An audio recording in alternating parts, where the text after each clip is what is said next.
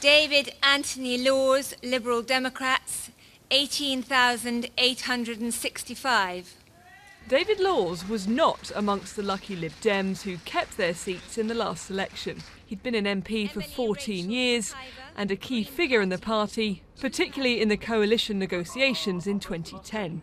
David was absolutely crucial to that. He was the guy who was forensically obsessing about all of the policy details, and he fought like a tiger, really, for his £2.5 billion pupil premium.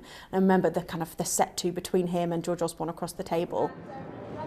Mr. Laws, how did it go? And who knows how that relationship might have developed. He became the Chief Secretary to the Treasury, but 17 days later resigned following an expenses scandal. The last 2 days have been the longest and certainly the toughest of my life. But he never really went away and remained a close advisor to Nick Clegg.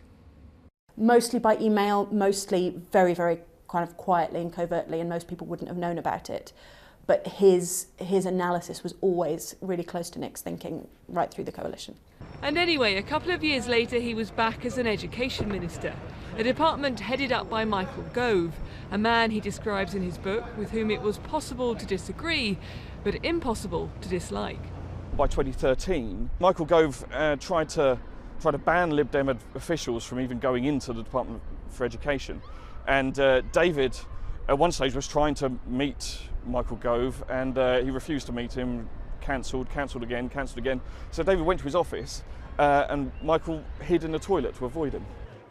David Law's book appears to lift the lid on David Cameron's relationship with Boris Johnson, a man whose leadership intentions he's said to be petrified of.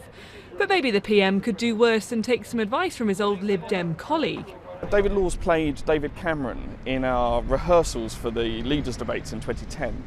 And I helped him prep for that particular role. And he was actually so good at playing David Cameron that he was better than David Cameron was in the first debate itself.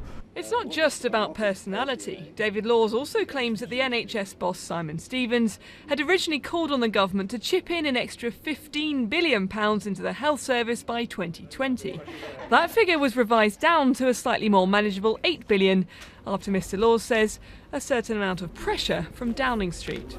An insider view that's caused quite a stir. Now it's got out.